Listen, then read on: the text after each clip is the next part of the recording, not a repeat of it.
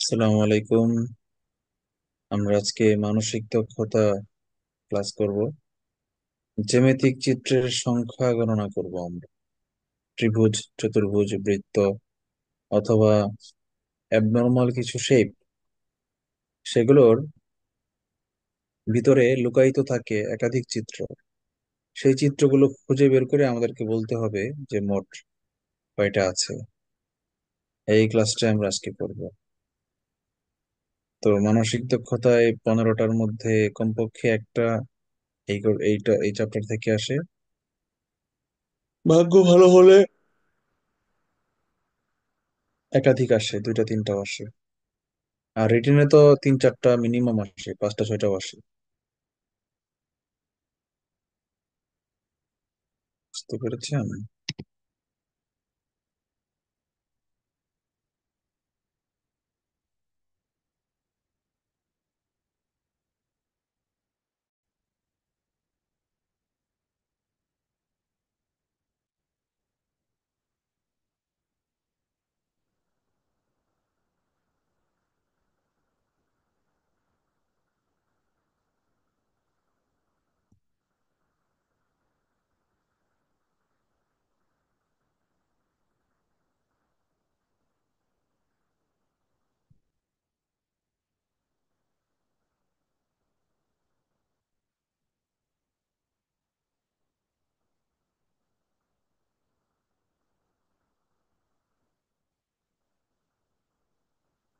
তো চলেন আমরা শুরু করি।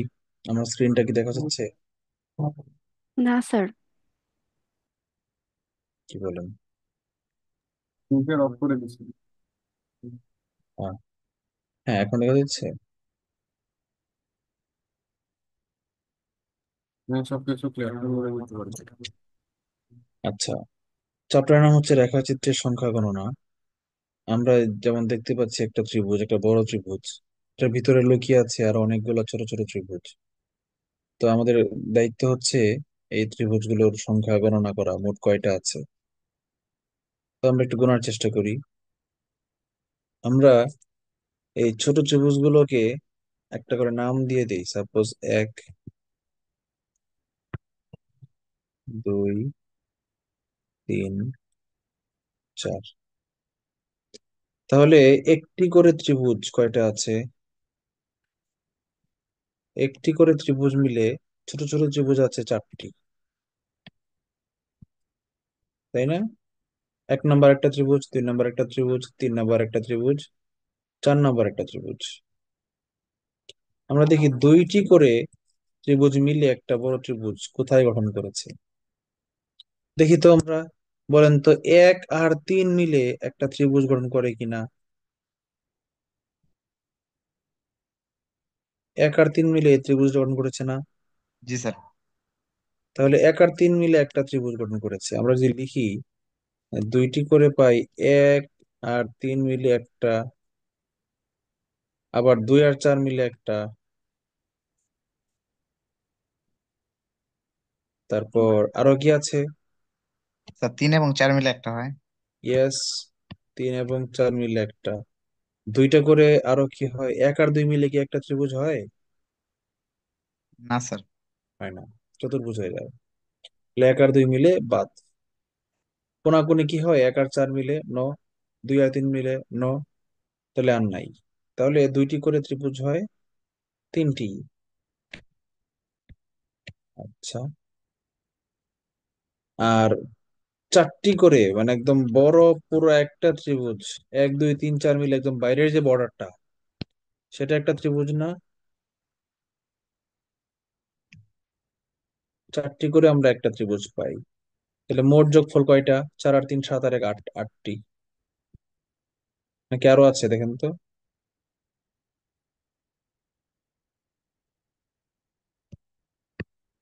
আরো কি আছে? না স্যার, 8টি। হুম, তাহলে চলেন আমরা নেক্সট অঙ্কটা দেখি। কারো কোনো প্রশ্ন আছে এই অঙ্কটার ব্যাপারে? নেই। নিচের চিত্রে মোট কতটি ত্রিভুজ আছে? 34তম বিসিএস এ অঙ্কটা এসেছে। আমরা আবার আগের মতো এগুলোকে একটু করে নাম দিয়ে দিই। এক,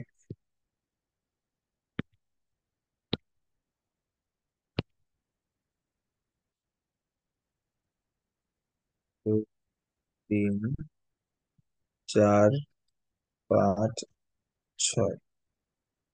তাহলে একটি করে কয়টা ত্রিভুজ আছে মোট? ছয়টা না? ছোট ছোট ত্রিভুজ ছয়টা। একটি করে ছয়টি, পরে দেখি দুইটি করে। দুইটি করে আমরা শুরু করি এক থেকে, হ্যাঁ। এক আর দুই মিলে কি একটা ত্রিভুজ হয়? হয় কি? হ্যাঁ স্যার, হয়তো। তাহলে এক আর দুই মিলে একটা ত্রিভুজ। দুই আর তিন মিলে কি একটা ত্রিভুজ হয়? না স্যার। হয় না, চতুর্ভুজ হয়ে যায়। তাহলে দুই তিন বাদ। তিন আর চার মিলে কি একটা ত্রিভুজ হয়? হয়। তাহলে তিন আর চার নিলাম। চার আর পাঁচ মিলে হয় না। পাঁচ আর ছয় মিলে হয়। পাঁচ আর ছয় মিলে হয়। এক আর ছয় মিলে চতুর্ভুজ হয়ে যায়, হয় না। আর কি কোনো ওয়ে নাই?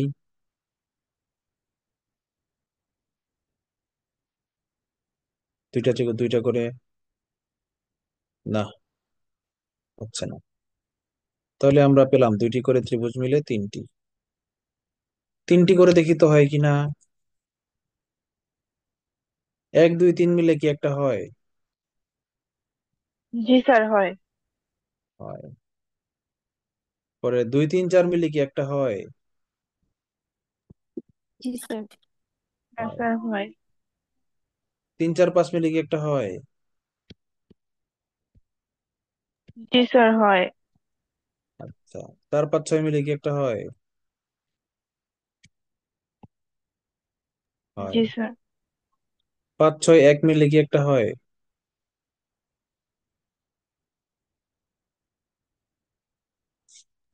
জি স্যার, হয়। তাহলে লিখলাম পাঁচ ছয় এক।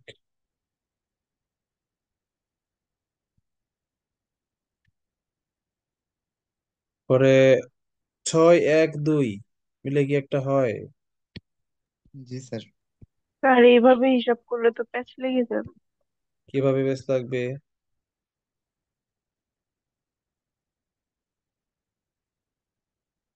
আচ্ছা। পরে ছয় এক দুই এর পরে এক দুই তিন মিলে কি একটা হয়? স্যার, নেওয়া হয়েছে এটা। হ্যাঁ, রিপিটেশন হয়ে গেছে, তার মানে তিনটি করে আর নাই। তবে একটু খুঁজতে হবে।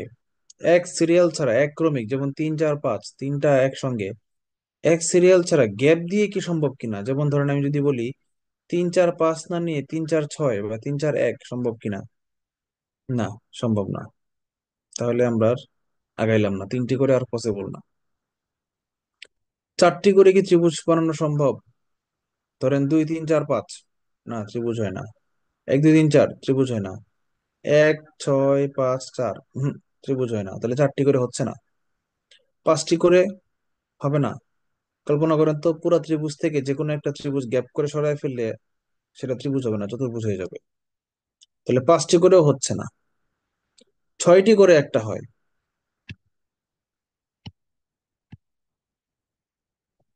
ছয়টি করে মানে একটাই বড় ত্রিভুজ, একটি। তাহলে সর্বমোট কত? ছয় তিন নয়, নয় ছয় 15, আর এক 16টি। অপশনে কি 16টা নাই নাকি? কি ব্যাপার? অপশনে দেখি 16টা নাই। তার মানে কোশ্চেনে ভুল ছিল।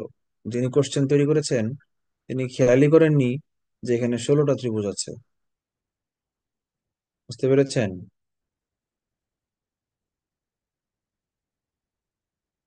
হ্যালো? জি স্যার। আমরা কি কোনো ভুল করেছি? আবার খেয়াল করেন তো।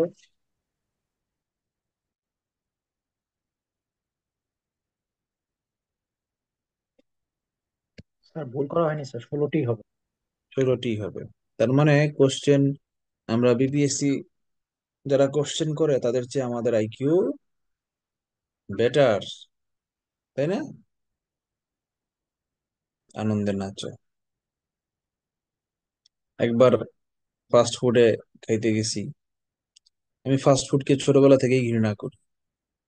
একটা মুরগির লেগের দাম, লেগ পিসের দাম, একটা চিকেনের দাম বলে 120 টাকা, যেখানে একটা আস্তা মুরগি কিনে যায় 150 টাকা দিয়ে। মানে একটা চিকেনের দাম 150 টাকা, 120 টাকা হবে না। এ অপচয় আমি করতে রাজি না। খাইতে তো তরকারির মতোই লাগে, কিন্তু আপনাদের ভাবি, মানে আমার ওয়াইফ, মারাত্মক ফাস্ট ফুড প্রিয়। আমাকে খাওয়াইতে খাওয়াইতে সব অভ্যাস করে ফেলছে। এখন আমিও যাই। প্রথম দিকে খুব না করতাম, বকাবকি করতাম, আমাকে জোর করে নিয়ে যাইতো, রাগ করে যাইতাম বাধ্য হইয়া বোরে খাওয়ানোর জন্য, সাথে আমিও একটু একটু খাইতাম। খাইতে খাইতে বিড়াল শুটকি খেতে খেতে বিড়াল শুটকির প্রেমে পড়ে গেছে। এখন একদিন খাইতে গেছি ফাস্ট ফুড, আমি সেই নতুন একটা বড় ফুড কোর্ট করছে বসুন্ধরা সিটির মতো, বিশাল 15-20টা দোকান একসাথে বড় ফুড কোর্ট। বলতেছে, চলো আজকে আমরা নাচোস খাবো। আমি তো এটা আবার কি? নাচোস খাবে? খাবারের নাম নাচোস? ও মায়া মায়া গো। জীবনে শুনছি না, জীবনও খাইছি না, দেখছিও না। ভালো, অর্ডার দিছি। 15 মিনিট সময় লাগবে আসতে। আমি তো এক্সাইটেড, আজকে আমি নাচোস, এটা মনে হয় নাচতে নাচতে খাইতে হয়, অথবা এটা মনে হয় খাইলে নাচন ওঠে। এই জন্য এটার নাম হয়েছে নাচোস। পরে দেখি জিনিসটা কি, জিনিসটা অ্যাকচুয়ালি চিকন চিকন চিপসের মধ্যে একটু সাওয়ার বাটার, বাটার মানে একটু মেয়োনিজ আর একটু টক ইয়া, আহ, ধরেন তেঁতুলের রস দিয়ে বানানো চাটনি, একটু চাটনি আর একটু মেয়োনিজ দিয়া চিপস খাওয়া, এটাকে নাচোস বলতেছে। দাম 150 টাকা। তা আগে বলতো আমি একটা ভালো চিপস কিনা, পরে মেয়োনিজ আর 5 টাকার মেয়োনিজ আর 5 টাকার একটা সস মিক্স করে আমি বানায় ফেলতাম, বানায় নিজে নিজে খাইতাম করে বৈশা। এটা তো এই, বিফ দিয়েও বানায়। হ্যাঁ, বিফ চিকেন এগুলা দিয়েও তো বানায়। এগুলা তো চোখে পড়ে নাই, দেখি নাই। আমার আগে বলতো তাইলে আমি তরকারি, মাংসের তরকারি থেকে বিফ চিকেন এগুলারে ব্লেন্ডারে মিক্স টিক্স কইরা পরে এর সাথে চিপস রে না, মাখায়া ব্লেন্ড করে পরে চাটনি দেখাতাম। ব্লেন্ড করে দেয় না। ডেকোরেশন ম্যাটার করে। আর হোমমেড তো হোমমেডই। হুম, আচ্ছা, নিচের চিত্রে মোট কয়টি ত্রিভুজ আছে? এটা তো সহজ। এক, দুই, তাহলে একটি করে আছে। কি ব্যাপার, চার্জ চলে গেছে কলমের? 1 মিনিট, কলমটা একটু চার্জ দিয়ে নি। আপনি এই কলমে চার্জ লাগে? হ্যাঁ, চার্জ ছাড়া না। এটা তো আমার ওই যে ওই কলম, পুরাতন কলম। নতুন কলমটা একটু প্রবলেম হচ্ছে, নতুন কলমটাও কালি ছেড়ে ছেড়ে ছেড়ে দিচ্ছে। এই জন্য নতুন কলমটা এখনো উদ্বোধন করিনি। পুরাতন কলম দিয়ে যেহেতু কাজ চলছে, চালাতে থাকি, কয়দিন চলে। আর পুরাতন কলমটা ভালো, এটা দিয়ে লিখলে মজা লাগে। অরিজিনাল কলমটা যেটা, এটার নিবটা খুব সফট, স্মুথ। কিন্তু নতুন যে কলমটা, ওটা খসখসে, ওটা দিয়ে বেশি দিন লিখলে ইয়ে হয়ে যাবে, পেতে দেখ করার সম্ভাবনা আছে। দাগ পড়ে যাবে, মনিটর টাচ স্ক্রিনটা রাফ হয়ে যাবে। আর আমি ডিভাইসের ব্যাপারে খুবই যত্নহীন। আমার এই যে ল্যাপটপটার উপরে কোনো স্ক্রিন পেপার ইউজ করিনি, একদম ডাইরেক্ট বডিতে লাগাইতেছি। ল্যাপটপে একটা স্ক্রিন ব্যবহার ইউজ করে, কারে তো কারে। ল্যাপটপ স্ক্রিন পেপার ইউজ করে না? ল্যাপটপের মধ্যে একটা স্ক্রিন থাকে না, পাতলা? ওইটা হচ্ছে ওই যে টাচ সারা যেগুলো। ও আচ্ছা আচ্ছা, যাই হোক। তাহলে একটি করে, না তাহলে চার্জের জন্য না, আমার কলমই দুর্বল হয়েছে। একটি করে আছে দুইটি, আর দুইটি করে মানে 1 আর 2 মিলে আছে একটি, আর আর কি আছে? নাই।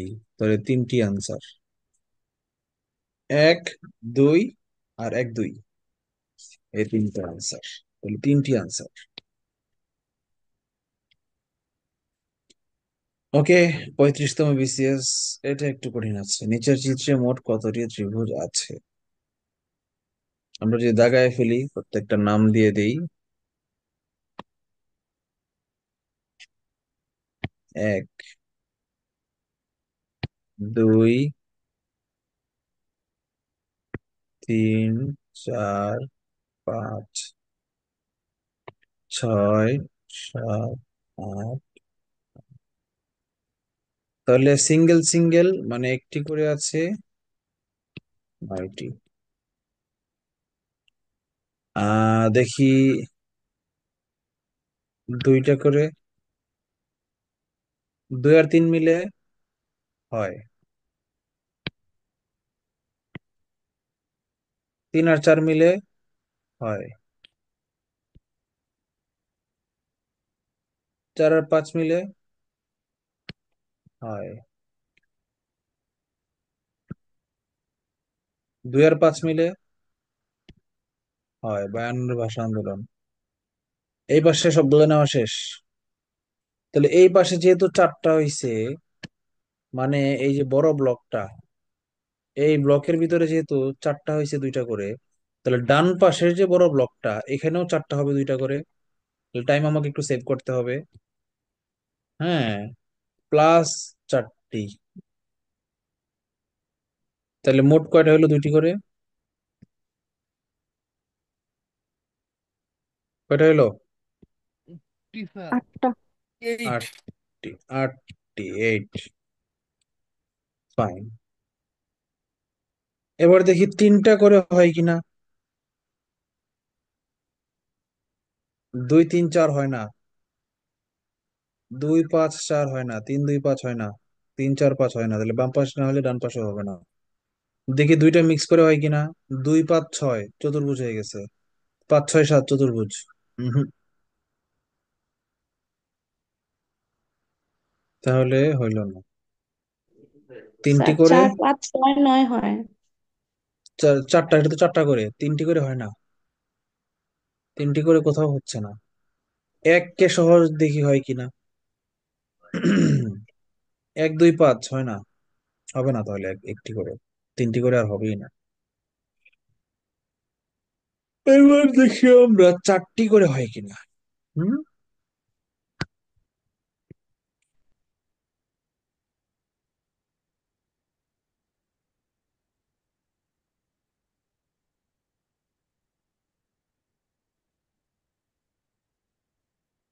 4টি করে 2 3 4 5 চতুর্ভুজ হয়ে গেছে। 2 2 5 6 9 চতুর্ভুজ হয়ে গেছে। 4 5 6 7 চতুর্ভুজ হয়ে গেছে। কিন্তু 2 5 6 7 একটা ত্রিভুজ হয়েছে। একটু খেয়াল করতে হবে এখানে, একটু মাথায় একটু জ্যামিতিক চিত্র খাটাইতে হবে। কিরকম?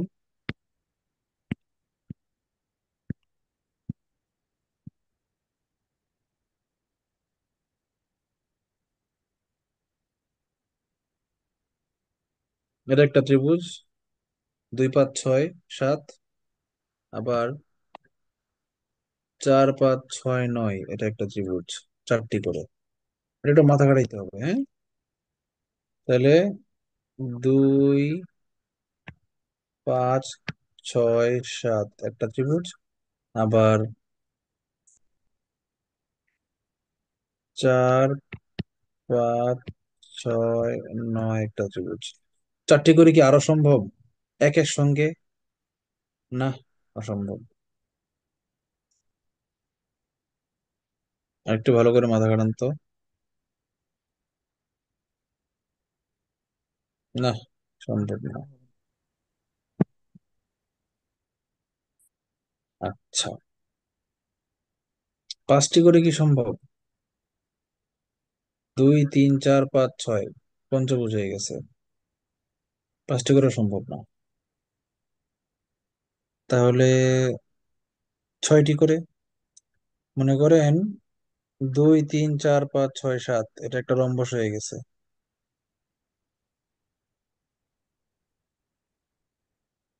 কোনোভাবেই সম্ভব না। 2 3 4 5 6 9 রম্বস। 2 5 6 7 8 9 রম্বস, সামান্তরিক। বলেন, কিছু বললেন?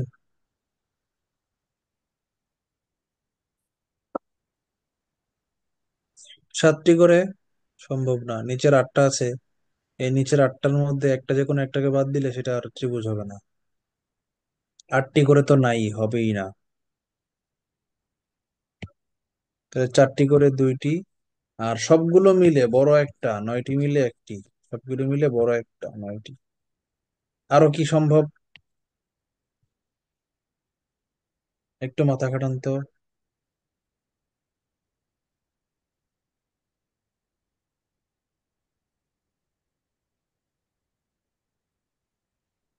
না স্যার, ঠিকই। ঠিক আছে, আর সম্ভব না। এবার আমরা যোগ করি। 9 আর 8 17, আর 2 19, আর 1 20। এটা একটু কঠিন ছিল, তাই না? মোটামুটি ভালো সময় লেগেছে এটা ধরতে। আপনারা মিস করে ফেলবেন যেটা, সেটা হচ্ছে এই যে 4টি করে যে দুইটা, 2 5 6 7 আর 4 5 6 9, এই দুইটা আপনাদের চোখ এড়িয়ে এড়িয়ে যেতে পারে, তাই না? জোরে বলেন ঠিক কি না। তাহলে গ নাম্বার আনসার। নিম্নের চিত্রে কতটি বর্গক্ষেত্র আছে? সবগুলো ছোট ছোট একটা করে নাম দিয়ে দিই। 1 2 3 4। তাহলে একটি করে 4টি, আর 4টি করে এক, দুইটা করে কি হয়? 1 আর 4 বর্গ হয়, হয় না? 1 আর 2 বর্গ হয়, হয় না?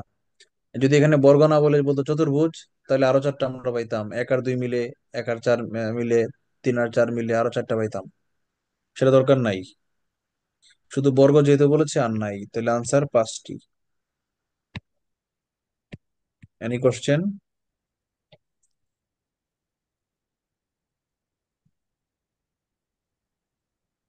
Hello guys. নিচের ক্ষেত্রে কয়টি আয়তক্ষেত্র ও কয়টি বর্গক্ষেত্র আছে? তার মানে কয়টি বর্গক্ষেত্র সেটা তো আমরা একটু আগে বের করলাম, 5টি। এই যে এই চিত্রটা সেম, বর্গ 5টা আছে শিওর। এখন আয়ত খুঁজে বের করতে হবে কয়টা আছে। আচ্ছা, আমরা নাম দেই। 1 2 3 4। তাহলে আয়ত কয়টা আছে?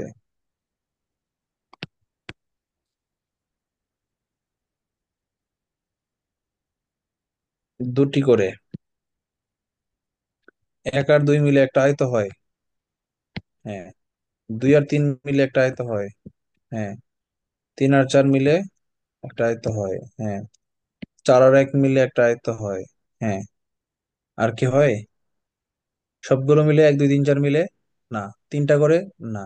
সিঙ্গেল একটা করে আয়ত না, বর্গ হয়ে যায়। তাহলে আয়ত 4টাই। তাহলে আয়ত 4টা, আর বর্গ একটু আগে আমরা বের করেছি স্যার 5টা, বর্গ তাহলে 5টা। হ্যাঁ, বর্গ 5টা একটু আগে পেয়েছি আমরা। তার মানে খ নাম্বারটাই আনসার। Any question? আহ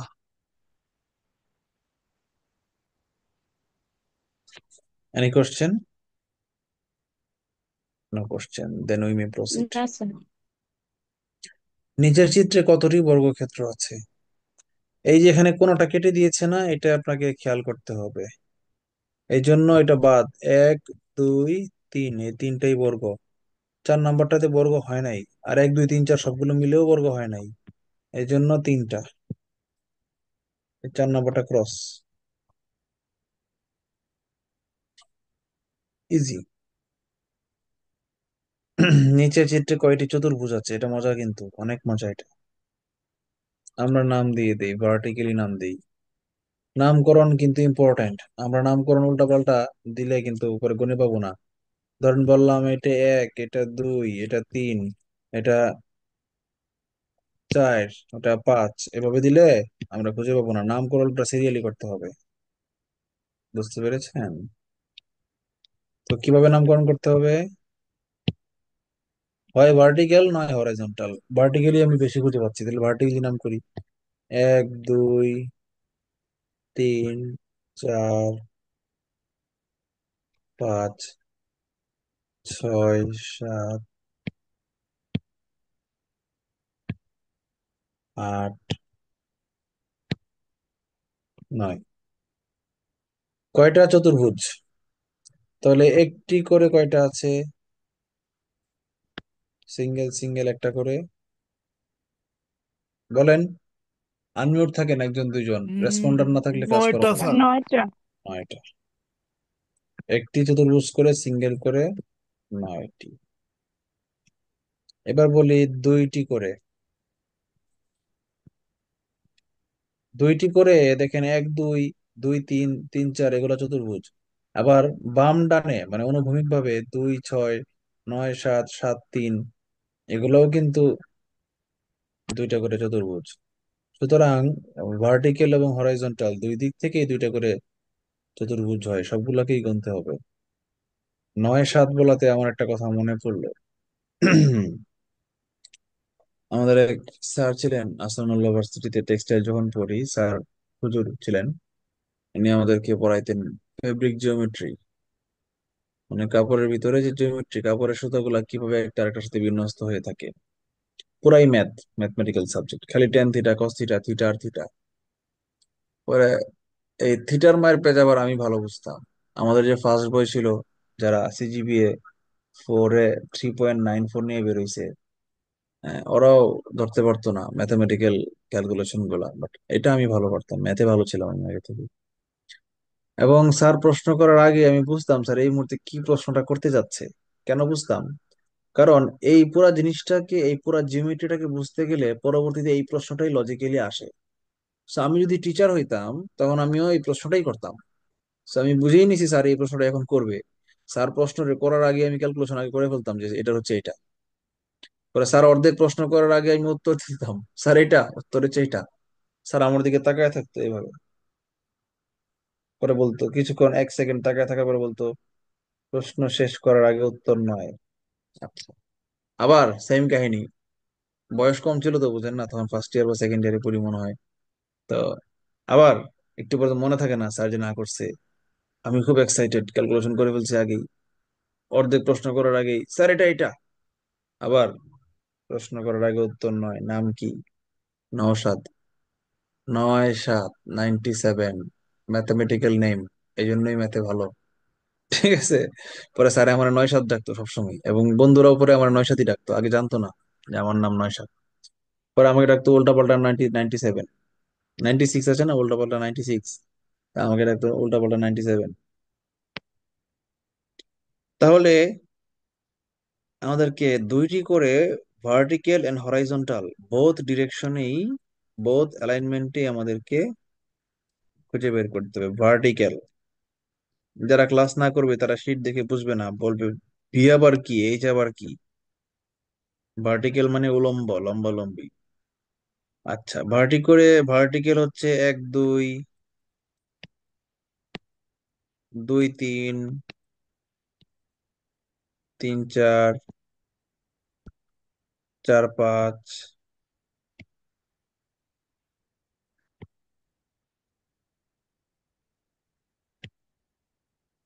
6 7,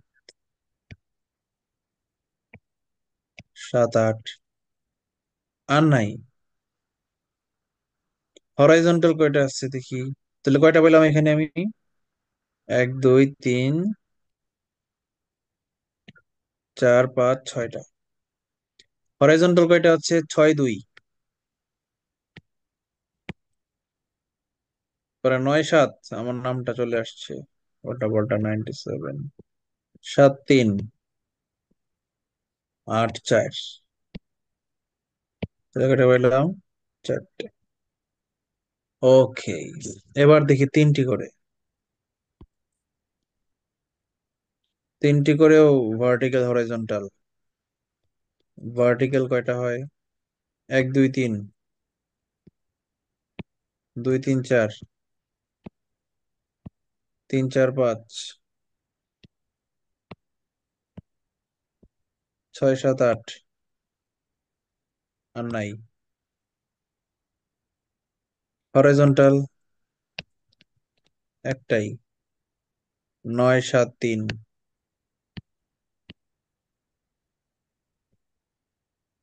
একটা, 4। দেখি পাঁচটি করে হরাইজন্টাল নাই, ভার্টিক্যাল একটাই আছে। 1 থেকে 5 পর্যন্ত সবগুলো মিলে এক এনি কোশ্চেন? স্যার 4টি করে হতে হবে স্যার। ওহো, দেখছেন এভাবে মিস্টেকটা হয়। 4টে করে যা আছে আমি ভুলে গেছি, খেয়াল করিনি। ঠিক আছে, তাহলে আমি 4টি করে লিখে দিই।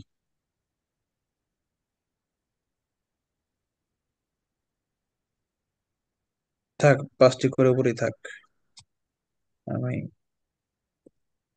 4টে করে নিচেই লিখি। 4টি করে ভার্টিক্যাল,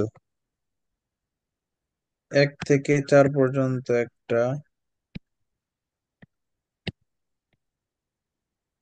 2 থেকে 5 পর্যন্ত একটা,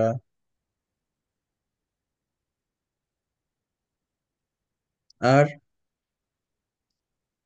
ভার্টিক্যাল নাই। আর হরাইজন্টাল কিন্তু নাই, 4টা হয় না। বাট মিক্স কিন্তু হয়, ভার্টিক্যাল হরাইজন্টাল মিক্স করে কিন্তু হয়, স্কয়ার ডায়াগোনালি মিক্স। যেমন দেখেন 2 3 7 6, যে এটা একটা, এটা একটা চতুর্ভুজ। আবার 7 3 8 4, এটা একটা চতুর্ভুজ, তাই না? তাহলে আরো 2টা হচ্ছে,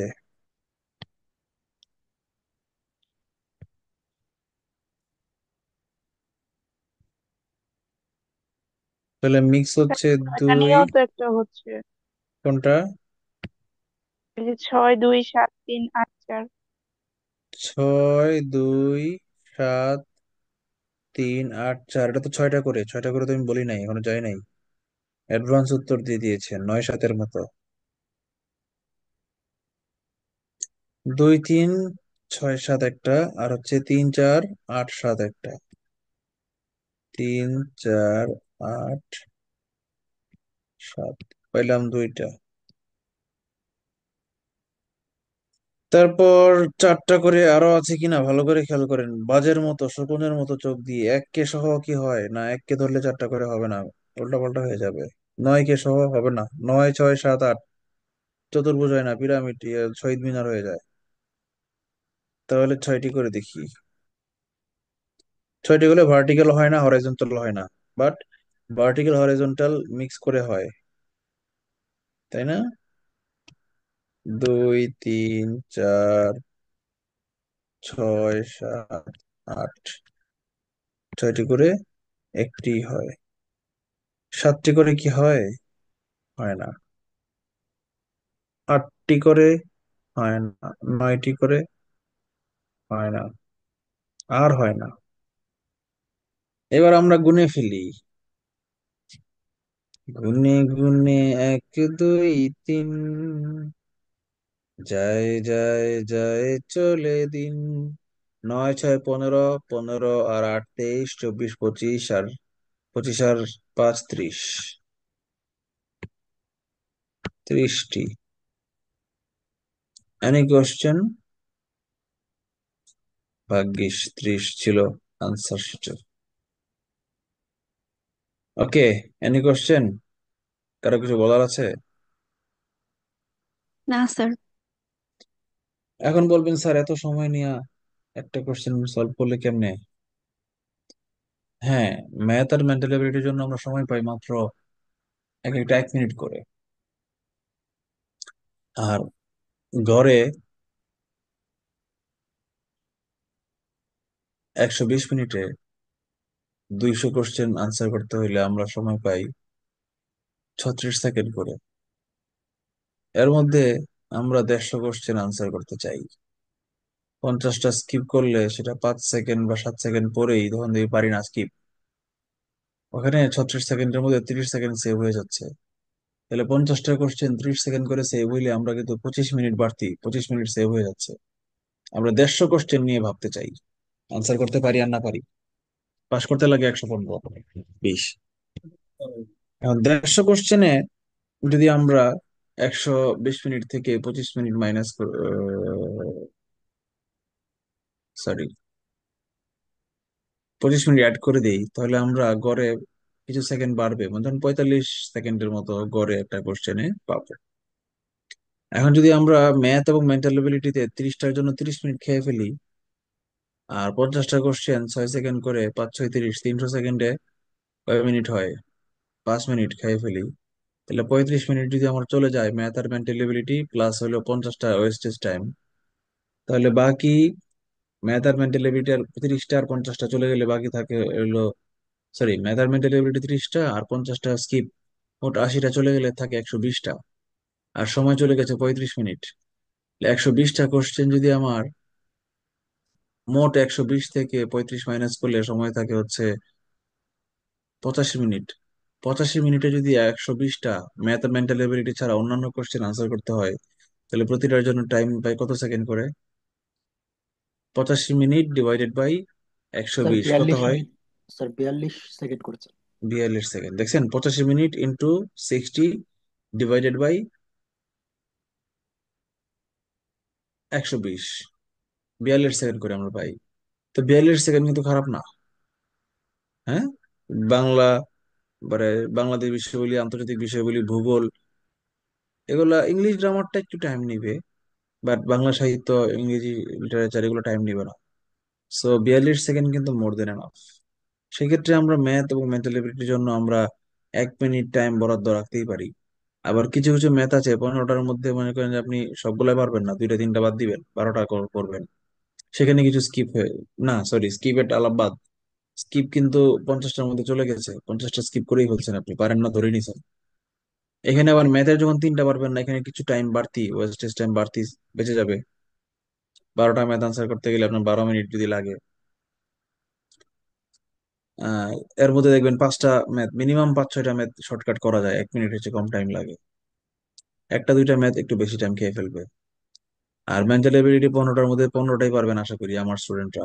হয়তো একটা পারলাম না, ব্যতিক্রম, নতুন দিছে, জীবনে কখনো আসে না এরকম। যেমন এই বিসিএস একটা আসছে যে নিক্ষেপ করলে কোনটা আগে যাবে, একটা বুলেট না, সরি, একটা ত্রিভুজাকার বস্তু নাকি একটা গোলাকার বৃত্তাকার বস্তু, কোনটা দ্রুত যাবে? তো এটার কোশ্চেন আনসার আমি এখনো পাই নাই, আমি নিজেও পাচ্ছি না। অনেক লজিকে বৃত্তাকার গোলাকার বস্তু যাবে, কারণ সে গোলাকার বস্তু সুষমভাবে চারদিকে বাতাসকে সরিয়ে দিবে। আবার অনেক দৃষ্টিকোণ থেকে একটা ত্রিভুজাকৃতির বস্তু যাবে, কারণ ত্রিভুজাকৃতির সামনের ভাগটা সূচালো, সে বাতাসকে দুই দিকে সমানভাবে কেটে দিবে খুব ইজিলি। কিন্তু প্রশ্ন হচ্ছে, যেহেতু বস্তুটা সুষম ত্রিভুজাকৃতির বলেছে, পিরামিড আকৃতির, সুতরাং সে কিন্তু স্ট্রেট লাইনের সামনের দিকে যাবে না, সে ঘুরে ঘুরে যাবে, ঘুরতে থাকবে। যদি ঘুরেই যদি যায়, তখন কোনো একটা মুহূর্তে তার বাতাসের দিকে, সামনের দিকে যদি বডিটা চলে আসে, তখন সে কিন্তু বাতাসকে মারাত্মক বাধা পাবে। কিন্তু বৃত্তের ক্ষেত্রে কিন্তু এরকম বাধা পাওয়ার সুযোগ নাই। তাহলে কোনটা আগে যাবে, এটা নিয়ে একটা কোশ্চেন। আবার এমন হইতে পারে যে বুলেট যেমন একবার সূক্ষ্ম দিক, চোখা দিকটা সামনের দিকে চলে গেলে আর কিন্তু ডানে বামে ঘোরার সুযোগ নাই। একটা হেলিকপ্টার, কাগজে বানানো একটা প্লেন, ত্রিভুজাকৃতির, যখন একবার আপনি সামনের দিকে থ্রো করে ফেলে দেন, নিক্ষেপ করেন, আর কিন্তু এই দিক অ্যাবরেশন হওয়ার সুযোগ নাই, চোখা দিকটাই সামনের দিকে থাকে সব সময়। তো এই দৃষ্টিকোণ থেকে আবার এমন হইতে পারে যে ত্রিভুজাকৃতি বস্তুটা একবার যখন দিক পেয়ে যাবে বাতাসের মধ্যে, সেই যেই দিকটা, তিনটা ত্রিভুজের মধ্যে, তিনটা কোণার মধ্যে যে কোনোটা একবার সামনে চলে যাবে, সেই কোনোটা আর সামনে থেকে সরবে না, সরতে চাইলেও বাতাস থেকে সরতে দিবে না, কারণ দুই দিক থেকে প্রেসার সমান হয়ে যাচ্ছে। তাহলে তো আবার এই দিক দৃষ্টিকোণ, এই লজিক থেকে আবার ত্রিভুজাকৃতি বস্তুটাই আগে যাবে। সো ফিজিক্স এর দিক থেকে চিন্তা করলে এটা বলা যাচ্ছে না, এবং এটা ডিপেন্ড করবে থ্রোটা কেমন করা হচ্ছে। থ্রোটা যদি একদম 100% অ্যাকুরেট থ্রো করা হয়, তাহলে ত্রিভুজাকৃতি বস্তুই আগে যাবে। দেখেন একটা কলম, হ্যাঁ, কলম কখনো সাম্যাবস্থায় থাকে না, আপনি যতই টেবিলের উপর রেখে দেন না কেন, সে পড়েই যাবে। কিন্তু যদি একদম 100% একুরেট ভরকেন্দ্র অনুযায়ী হিসাব করে রাখা হয়, সে কিন্তু দাঁড়িয়ে থাকবে, সে কিন্তু দাঁড়িয়ে থাকবে, সাম্যাবস্থায় চলে আসবে। তো এই একইভাবে, এইভাবে যদি নিক্ষেপ করা হয় একটা ত্রিভুজাকৃতির বস্তুকে, সে কিন্তু সাম্যাবস্থায় চলে আসলে কিন্তু সে আর ঘুরবে না, একদম চলতে থাকবে। তখন কিন্তু আবার সে কিন্তু মার্বেলের আগে আগে যাবে, ত্রিভুজাকৃতির বস্তুটা। তো এই যে কোশ্চেনটা, এটা কিন্তু অনেক হাই লজিকের কোশ্চেন, এটা কিন্তু আগে কখনো পরীক্ষা আসে নাই। এরকম একটা দুইটা কোশ্চেন মেন্টাল এবিলিটিতে আসবে, যেটা নতুন, যেটা আপনারা হয়তো পারবেন না ম্যাক্সিমামই। সেটা যদি বাদও দেই, তাও তো 13-14টা কোশ্চেন আপনাদের আনসার করতে হবে। এই 13-14টার মধ্যে কয়েকটা কোশ্চেন আসবে যেগুলো একবার দেখে বলে দেওয়া যায়, হয়তো 15 সেকেন্ড 10 সেকেন্ড করে লাগবে। সেগুলো বাদ দিয়ে বাকি বাকি 10টা কোশ্চেন 10 মিনিট আনসার করেন, নো প্রবলেম। ম্যাথ এবং মেন্টাল এবিলিটি যদি আপনি ম্যাথে 12টা আর মেন্টাল এবিলিটি 14টা, মোট 26 নাম্বার পেয়ে যান, 30-এর মধ্যে 26 পেয়ে যান,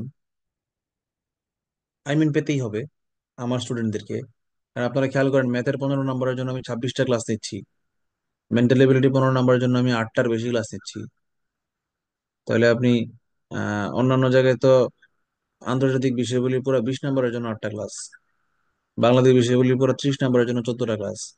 সো ক্লাসের রেট এবং সময়, আপনাদেরকে দেওয়া টাইম এবং আমার ক্লাসের কোয়ালিটি, সব দিক চিন্তা করলে ম্যাথ এবং মেন্টাল এবিলিটিতে আপনাদের নাম্বার একটু বেশি রাখা উচিত। এবং কেন কেন আমি এই দুইটা ক্লাসে টাইম বেশি দিচ্ছি? সিলেবাস বড়, ম্যাথ বিশাল, এই জন্য? No, not only for that. আমার কথা কি আপনারা শুনতে পাচ্ছেন? জি স্যার। স্যার হ্যাঁ not sir. Only for that যে ম্যাথের সিলেবাস বড়, নাম্বার 15টা একেবারেই অযৌক্তিক। বাংলাদেশ বিষয়গুলিতে 30 নাম্বার হইলে ম্যাথে নিঃসন্দেহে 30-এর বেশি থাকা উচিত ছিল, বা মিনিমাম 30 থাকা উচিত ছিল, কারণ ম্যাথে পড়া অনেক অনেক বেশি।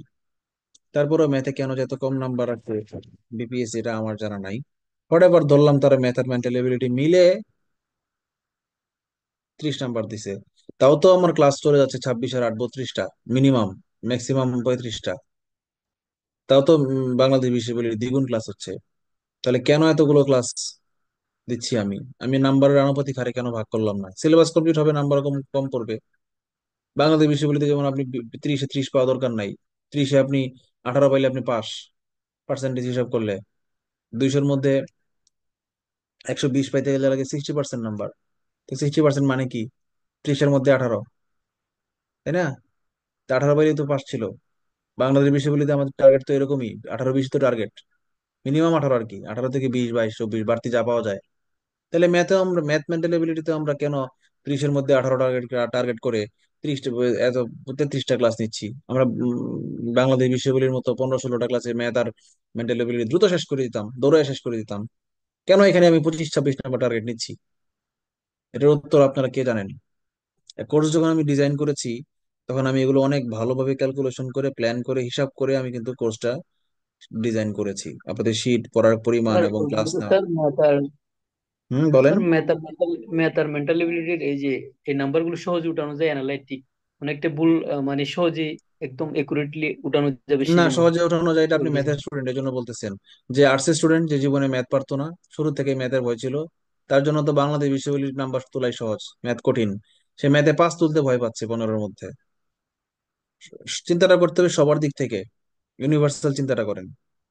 স্যার সবাই হচ্ছে বিগ মানে যেই মুখস্থ সাবজেক্ট গুলো আছে ওইগুলো থেকে কম বেশি সবার একই রকম মার্ক পাবে, খুব বেশি ডিফারেন্স পাবে রাইট, না। Right, that's the point. আপনি বাংলাদেশ বিশ্ববিদ্যালয় পৃথিবীর সব বই, উইকিপিডিয়া, অ্যাটলাস সাথে নিয়ে বসলেও আপনি 30-এ 30 পাবেন না, 5-6টা কোশ্চেন পাবেন না আনসার, ওরা কোথেকে দিছে ওরাই জানে। কিন্তু ম্যাথে এমন কিছু দিবে না যেটা এসএসসি আর এইচএসসি ওই চ্যাপ্টার গুলা পাওয়া যাবে না, এরকম একটা কোশ্চেনও পাবেন না, অ্যাবনর্মাল একটা কোশ্চেনও পাবেন না, মানে চ্যাপ্টারের মধ্যে নাই, ক্লাস 9-10-এর বইয়ে নাই, ম্যাথ হায়ার ম্যাথ মিলে। আর এইচএসসির যে 3-4টা চ্যাপ্টার, প্রবাবিলিটি, পারমুটেশন, কম্বিনেশন, এগুলো ছাড়া, এগুলা মানে বইয়ে নাই। এইচএসসির এসএসসির বই পড়লে পারা যায় না এরকম একটা ম্যাথও নাই। হ্যাঁ, কঠিন হয়তো এই জন্য আপনি পারেন নাই, বাট কমন তো পড়ছে, রুলসে তো আছে।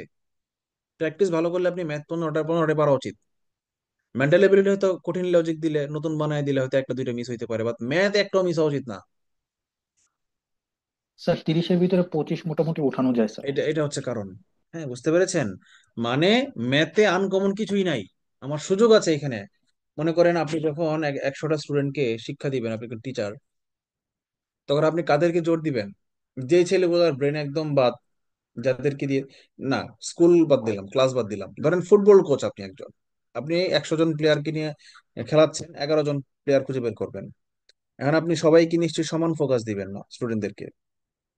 কোচ হিসেবে আপনার দায়িত্ব হচ্ছে বেস্ট 11 জনকে বের করে আনা এবং তাদেরকে সর্বোচ্চ এফোর্ট দিয়ে আপনার দলকে জিতানোর চেষ্টা করা। কারণ আপনি যদি 100 জনকে সমান এফোর্ট দেন, তাহলে কিন্তু আপনার সেই 11 জন টাইম, আপনার টাইম কম পাচ্ছে। তাহলে সেই 11 জন খুঁজে বের করার জন্য আপনাকে কি করতে হবে বলেন তো? আপনাকে এফোর্ট কাদেরকে দিতে হবে? যাদেরকে এফোর্ট দিলে লাভ নাই, সে ডেভেলপ করতেই পারছে না, সে বুঝতেই পারছে না কিভাবে বল পাস দিতে হয়, তার পিছনে এফোর্ট দেওয়া লস প্রজেক্ট। আবার যে এমনি, যে 5 জন অলরেডি টপ লিস্টে আছে, তারে তারে বোঝানোই লাগে না, একবার বলে দিয়েছেন, সে এখন নিজে নিজে প্র্যাকটিস করে করে ডেভেলপ করছে। তাকেও আপনার টাইম দেওয়া দরকার নাই। টাইম দেওয়া দরকার তাদেরই যারা যারা গ্রাজুয়ালি ডেভেলপ করছে, আপনি দেখাই দিলেই সে পারছে, ইমপ্রুভ করছে, তারা হচ্ছে আপনার টার্গেট। ঠিক সেম ভাবে আপনি যখন নিজেই নিজের কোচ, শুধু বিসিএস না, আপনি আইএলটিএস দেন বা অন্য যে কোনো জীবনের যে কোনো পরীক্ষায়, যেখানে ইনভেস্ট করলে আপনার ডেভেলপমেন্ট হওয়ার সুযোগ আছে সেখানে আপনি ইনভেস্ট করবেন বেশি করে। যেটা আপনি পারছেন না, কোনোভাবেই পারবেন না, সেখানে টাইম ওয়েস্ট করবেন না। আবার যেটা আপনি এমনিই পারেন, খুব ভালো পারেন, না পড়লেও পারেন, সেখানেও টাইম ইনভেস্ট করবেন না। কিন্তু যেটা আপনি পারেন না, পড়লে পারবেন, পড়লে নাম্বার বেশি পাওয়া বাড়ানোর সুযোগ আছে, সেখানে আপনাকে টাইম ইনভেস্ট বেশি করতে হবে। দ্যাটস ওয়াই আমি মেন্টাল এবিলিটি এবং ম্যাথে ক্লাস রেখেছি বেশি। এই জন্য না যে এই ক্লাসগুলো আমি নিজে নেই, আমি খুব মজা পাই ক্লাস করাইতে আপনাদেরকে, এই জন্য আমি বেশি ক্লাস করাইতে চাই, আমি চাই আপনারা আমার টাচে থাকেন, আমার টাচে বেশি থাকেন অন্যান্য টিচারের চেয়ে। এরকম কিন্তু না। হুম। ম্যাথ এবং মেন্টাল এবিলিটিতে 30-এর মধ্যে 22, 23, 25 তোলা, 28 তোলা সম্ভব। এই জন্য আমি চাই সর্বোচ্চ নাম্বারটা আপনার এখান থেকেই পান। আপনার কি বুঝতে পেরেছেন? অন্যান্য কোচিং এর সাথে আমাদের ডিফারেন্সটা বুঝতে পেরেছেন? জি স্যার। কালকে আমাদের এনামুল বলতেছে যে ভাই আমার এক বন্ধু তো কনফিডেন্সে ভর্তি হচ্ছে 30,000 টাকা দিয়ে। আমি বলি, কি বলে 30,000 টাকা মানে? প্রিলির কোচিং কেউ কি রিটেন ভাইবা সহ একটা ফুল কোর্স না, প্রিলি শুধু প্রিলি। আমি বলি, কি পাগলামি আলাপ নাকি? শুধু প্রিলি আবার 30,000 টাকা দিয়ে ভর্তি হয় কেমনে? কোন স্যার পাগলে আমাদের 30,000 টাকা ভর্তি হবে? আমাদের বন্ধু বান্ধবরা ভর্তি হচ্ছে 19,000 18,000 এরকম না, আমাদের 18-19 হয়, কিন্তু 30,000 টাকায় কেন ভর্তি হবে? পরে বলতেছে ও হচ্ছে ভাইয়া, ভাই ও হচ্ছে সেকেন্ড ইয়ারে পরে ও হচ্ছে 3 বছরের চুক্তি করে নিয়েছে, আগামী একদম প্রিলির আগ পর্যন্ত সে 50-49 দিবে, একদম আগামী 2.5-3 বছর সে কনফিডেন্সের সাথে থাকবে। আমি বললাম ঠিক আছে, এটা লজিক আছে, এটা যুক্তি আছে, 3 বছর কোচিং করলে 30,000 টাকা দেওয়া যায়। পরে সে 1 সপ্তাহ পরে নাকি সে ফিডব্যাক দিছে যে ভাই কি ক্লাস করায়, মাথার উপর দিয়ে যায়, এত ফাস্ট ক্লাস ধরতে পারি না, সব মাথার উপর দিয়ে যায়। বুঝতে পারছেন? পরে এনামুল বলতেছে ভাই আমাদের ক্লাসের কোয়ালিটি কিন্তু বেস্ট, আর যাই বলেন না বলেন, আমাদের মার্কেটিং ভালো না, গ্রাফিক ডিজাইন ভালো না, আমাদের পাবলিসিটি নাই, বাট আমাদের ক্লাস কিন্তু ভাই বেস্ট, সব জায়গায় অ্যানালাইসিস করা শেষ। আপনারাও অনেকে থাকতে পারেন যারা অন্য অন্য অনেক জায়গায় ক্লাস করেছেন, আপনারা অ্যানালাইসিস করলে আমার বিশ্বাস আপনারা রিয়েলাইজ করবেন যে আমাদের ক্লাস হচ্ছে বেস্ট। আমাদের শক্তিই হচ্ছে আমাদের ক্লাস। আমাদের শিট, বই, মার্কেটিং কোনো কিছুই, গ্রাফিক্স, ভিডিও কোনো কিছুই আমাদের স্ট্রং না। আমাদের টেকনোলজিক্যাল অনেক দুর্বলতা আছে। দুর্বলতা বলতে আমরা ইনভেস্ট করি না, এটার পিছনে টাইম ইনভেস্ট করি না, আমাদের লোক নাই, রাখার প্রয়োজন মনে করি না। বাট আমাদের ক্লাসগুলো কিন্তু ভালো, এটা আমি নিঃসন্দেহে বুকে ধরে বলতে পারি। ঠিক আছে? তো আপনারা একটু লেগে থাকেন, আপনারা সর্বোচ্চ এফোর্ট দেন, এবং আপনাদের কোর্স শেষ হওয়ার পরে আপনাদের জন্য আরো কিছু চমক থাকবে। আমি সাধারণ জ্ঞানের কিছু শীট বানাবো আপনাদের জন্য, এবং এই অর্থনৈতিক সমীক্ষা, বাজেট, এগুলো আপডেট করব। পরীক্ষার আগে 1 মাস আগে আপনাদেরকে এগুলো বারবার রিসেন্ট সাম্প্রতিক গুলো দিব আপনাদেরকে। একটা আপনারা কনফিডেন্স যেমন অ্যাসাইনমেন্ট দেয়, আপনাদের কিন্তু এরকম কিছু অ্যাসাইনমেন্ট আমার দেওয়া উচিত। কি কি অ্যাসাইনমেন্ট? অ্যাটলিস্ট প্রতি মাসের কারেন্ট অ্যাফেয়ার্সটা আমরা মাসে মাসে শেষ করে দেওয়া দরকার। আমরা যদি 1 বছরের কারেন্ট অ্যাফেয়ার্স জমায় ফেলি, পরে 1 বছরের লাস্টে গিয়ে প্যারা হয়ে যাবে। যদিও আপনাদের কোর্স অনেক আগে শেষ হয়ে যাবে, আপনারা অনেক টাইম পাবেন, কিন্তু তারপরেও আমার মনে হয় কারেন্ট অ্যাফেয়ার্সটা একদম 1 বছরেরটা একসাথে জমিয়ে পড়ার চেয়ে মাসেরটা মাসে শেষ করে ফেলা ভালো। আপনারা কি মনে করেন? জি তাহলে একটা কাজ করি, স্যার। আমরা আগামী মাস থেকে আমরা কারেন্ট অ্যাফেয়ার্স এর যে চুম্বক অংশগুলো, ইম্পর্টেন্ট তথ্যগুলো যেগুলো পরীক্ষায় আসার মতো, এই যে মাঝখানে জুলাই বিপ্লব হয়েছে, রাজনৈতিক আন্দোলন হয়েছে, এগুলা পরীক্ষায় আসার মতো না। পরীক্ষায় রাজনৈতিক প্রশ্ন আসে না, আসতো না, আওয়ামী লীগের আমলে আসতো না। এখন নতুন সরকার কি করে এটা জানি না, কিন্তু আগের ইয়াতে দেখেন রাজনৈতিক প্রশ্ন খুব একটা আসে না, রিসেন্ট রাজনৈতিক প্রশ্ন। কিন্তু চ্যাপ্টার সিলেবাসে কিন্তু একটা চ্যাপ্টার আছে বাংলাদেশের রাজনৈতিক ব্যবস্থা এবং বাংলাদেশের স্থানীয় সরকার ব্যবস্থা। এখানে কিন্তু আসতো যে অমুক ইউনিয়ন পরিষদ নির্বাচন কয় তারিখ হয়েছিল, কয়টা সিট ছিল, এগুলো কিন্তু আসতো, কিছু কিছু আসতো। সো এগুলা বাদ দিয়ে আমরা একটু সেন্স কাটাইতে হবে যে কোনগুলো পরীক্ষায় আসার মতো, কোনগুলো আসার মতো না। এটা বুঝে যদি আমরা এখন থেকে একটু একটু নোট করতে পারি প্রতি মাসে, তাহলে সাম্প্রতিক ইস্যুগুলো আমাদের আয়ত্ত হয়ে থাকবে, এটা কাজে লাগবে। মাসে 1 দিন 2 দিন আমাদের ব্যয় করতে হবে কারেন্ট অ্যাফেয়ার্স এর পিছনে। তো এইখানে আমরা কিছু ভলান্টিয়ার দরকার, যারা একটা যারা একটু টেকনোলজিক্যালি স্মার্ট, চোখ কান খোলা আছে। আপনারা আমাকে প্রতি মাসের কারেন্ট অ্যাফেয়ার্স এর পিডিএফটা আমাকে দিবেন, মেইল করবেন। প্রফেসরস কারেন্ট অ্যাফেয়ার্স সবচেয়ে ভালো। ওইটা থেকে পিডিএফটা থেকে আমি হয়তো দাগিয়ে দিব, আমি মার্ক করে দিব যে এই এই টপিকগুলো ইম্পর্টেন্ট, অথবা আন্ডারলাইন করে দিব এই লাইনগুলো ইম্পর্টেন্ট। পরে সেটাকে আপনারা শিখে ফেলবেন অথবা টাইপ করে ফেলবেন, পরে প্রতি মাসের মান্থলি পরীক্ষায় সেখান থেকে 5টা বা 10টা কোশ্চেন থাকবে। কেমন হয় বলেন তো আইডিয়াটা?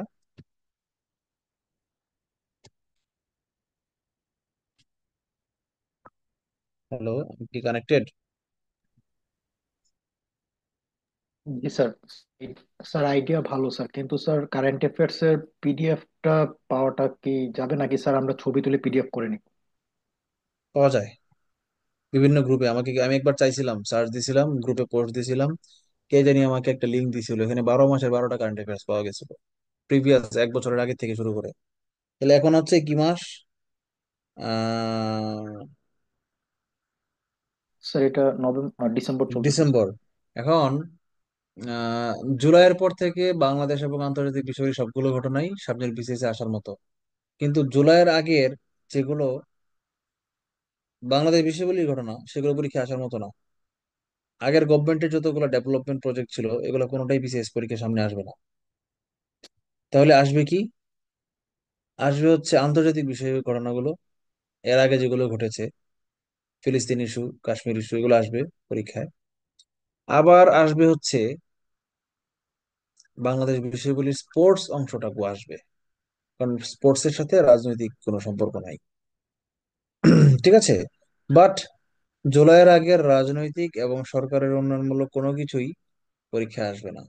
সো আমরা একটু বুঝে বুঝে ওগুলোকে হাইলাইট করে করে পড়বো, কেমন? আমরা এগিয়ে যাই, কেমন? Okay sir. আপনারা অনেক ছোট একটা ব্যাচ, এত কম স্টুডেন্ট আমার কোনো ব্যাচেই ছিল না। আমি 43rd বিসিএস থেকে শুরু করেছি, ওখানে মাত্র 50-60 জন স্টুডেন্ট নিয়ে শুরু করেছিলাম। ওখানেও শেষ পর্যন্ত 25-30 জন ক্লাস করতো। কিন্তু আপনারা যে কি হইলো, আপনারা যে কেন এরকম মানে ভচকে গেছেন, আমার ধারণা নাই। 43-44 কোর্সের চেয়ে আমাদের এখনকার কোর্সের মান কিন্তু অনেক ভালো, সিটও উন্নত হয়েছে, টিচারও অনেক পরিবর্তন হয়েছে, এক্সাম গুলো স্মুথলি হচ্ছে। কিন্তু ওই সময়ে আসলে অনলাইনে কোনো প্ল্যাটফর্ম ছিল না তো, 43-এর সময় আবার করোনা ছিল, এই জন্য ছেলেমেয়েরা অনেক আগ্রহী ছিল। কিন্তু আপনাদের মধ্যে কেমন যেন আগ্রহের অভাব, আমি বুঝতে পারছি না। 100 জন উপরে স্টুডেন্ট আছে, আপনারা মাত্র ক্লাস করেন 12-13 জন। এটা আসলে আমি খুবই হতাশ আপনাদের পারফরমেন্স মানে ইয়ে দেখে। এই জন্য আমিও মানে গুরুত্ব পাচ্ছি না যে খুব প্রতি মাসে আপনাদেরকে আলাদা করে টেক কেয়ার করব, প্রশ্ন সলভ করব। আমি কেমন যেন গা ছেড়ে দিয়েছি, বুঝছেন? আপনারা গা ছেড়ে দেওয়াতে আমিও গা ছেড়ে দিয়েছি। এখন তো তাও সার্কুলার দেওয়ার পরে আপনারা ক্লাস করছেন মোটামুটি। উম, জুলাইয়ের পরে তো আমাদের ক্লাসই বন্ধ ছিল, সেপ্টেম্বর অক্টোবর তো ক্লাসই করেন না আপনারা, নভেম্বরে। Whatever, this is not last but this is last but not the least. আমাদের সময় এখনো আছে, this is high time, this is not the last sir time, it's not too late. বলেন। স্যার কারেন্ট অ্যাফেয়ার্স আছে sir, PDF ready. থাকার তো কথাই, অবশ্যই থাকার কথা। সো আমরা জি স্টাডি স্যার। করবো কারেন্ট অ্যাফেয়ার্স, ঠিক আছে? ওকে, আগামী মাসে আজকে থেকে স্টাডি করা শুরু করেন। আগামী মাসের, আমি বলে দিলাম অ্যাডভান্স, আগামী মাসের ফাইনাল পরীক্ষায় কারেন্ট অ্যাফেয়ার্স থেকে 5-7টা কোশ্চেন থাকবে। স্যার কোন কোন মান্থের? ও তাই তো। ও, যেটা বলতে চাচ্ছিলাম যে আমরা কোন মাস থেকে পড়া শুরু করব, আমরা এই বছরের জানুয়ারি থেকে শুরু করব। এনাফ। Okay sir. এই বছরের জানুয়ারি থেকে আমরা পড়া শুরু করবো। স্যার তাহলে 25 আগামী জানুয়ারি। বছরের মার্চ এপ্রিলে যদি পরীক্ষা হয়, মেতে যদি পরীক্ষা হয়, তাহলে মোটামুটি আমরা 12 মাস প্লাস 5 মাস, 4 মাস, মোটামুটি আমরা 15-16 মাসের নলেজ, সাম্প্রতিক ঘটনা নিয়ে আমরা হলে যাচ্ছি। খারাপ না কিন্তু।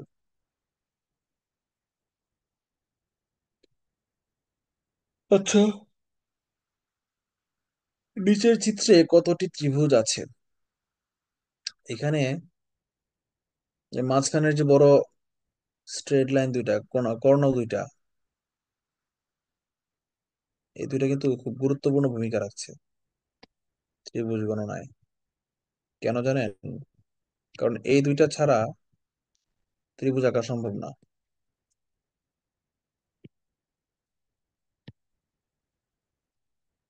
এই দুইটা ছাড়া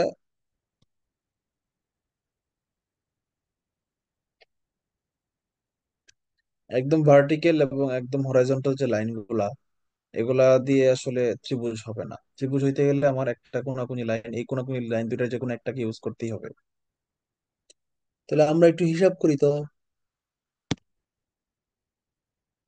সাপোজ এটা 1 নাম্বার লাইন আর এটা 2 নাম্বার লাইন। এখন 1 নাম্বার যে কোণটা আছে, এই কোণটার ছোট্ট যে পার্টটা, এই ছোট্ট পার্টটার দুই পাশে দুইটা ত্রিভুজ আছে, 1 2, রাইট? হ্যাঁ স্যার। আচ্ছা, আবার এই ছোট্ট পার্টটার এখানে দুইটা ত্রিভুজ আছে, 1 2। মানে ছোট্ট পার্ট আছে চারটা, 1 2 3 4, চারটা ছোট্ট পার্ট আছে। এই প্রত্যেকটা ছোট্ট পার্টের দুই পাশে দুইটা করে ত্রিভুজ আছে না?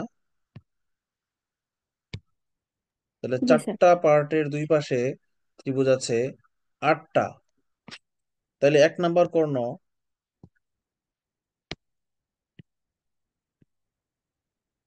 কর্ণ 1, একটি করে ত্রিভুজ আছে 8টি। এবার দেখি কর্ণ 1-এর দুইটা ছোট্ট পার্টকে নিয়ে কয়টা ত্রিভুজ হয়।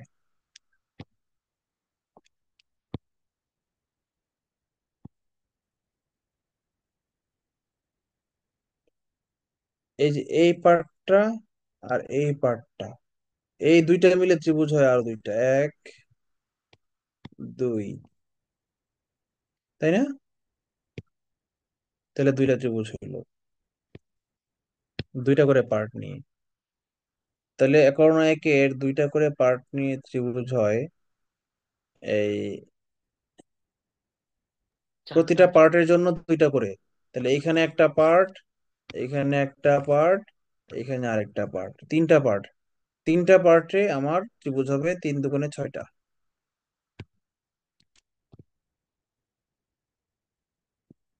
1 নাম্বার কর্ণের দুইটা করে পার্ট নিয়ে আমরা 6টা ত্রিভুজ পাবো। কেমন 6টা ত্রিভুজ আবার দেখাই। এই যে এটা একটা ত্রিভুজ, এটা একটা ত্রিভুজ, আবার এটা একটা ত্রিভুজ, এটা একটা ত্রিভুজ, আবার এটা একটা ত্রিভুজ, এটা একটা ত্রিভুজ। এভাবে যদি না হিসাব করি তাহলে আমরা হারাই ফেলবো। একই জিনিস দুইবার গুণে ফেলবো, আবার একটা জিনিস গোনা থেকে মিস হয়ে যাবে, বুঝতে পেরেছেন? সো ভেরি ইম্পর্টেন্ট, কিন্তু এটা কিন্তু অনেক জটিল শেপ। আচ্ছা, এবার দেখেন কর্ণ 1-এর 3টা করে পার্ট নিয়ে কয়টা হয়। এই যে 1 2 3, এটা একটা পার্ট, এটার জন্য দুইটা পাবো। আবার এই 1 2 3, এইটার জন্য আরো দুইটা পাবো, মানে মোট 4টা পাবো। কর্ণ 1-এর 3টা করে পার্ট নিয়ে আমরা 4টি ত্রিভুজ পাবো। কর্ণ 1-এর 4টি করে নিয়ে, মানে পুরাটা নিয়ে, এই পুরাটা কে কর্ণ হিসেবে ইউজ করে পাবো আরো দুইটা, এই যে একটা আর হচ্ছে এই যে একটা, দুইটা বড় দুইটা। আপনারা কি আমার কথা বুঝতে পারছেন না খুব কঠিন লাগছে? জি স্যার, এক কি করে যে 8টি, এটা আরেকবার একটু দেখান।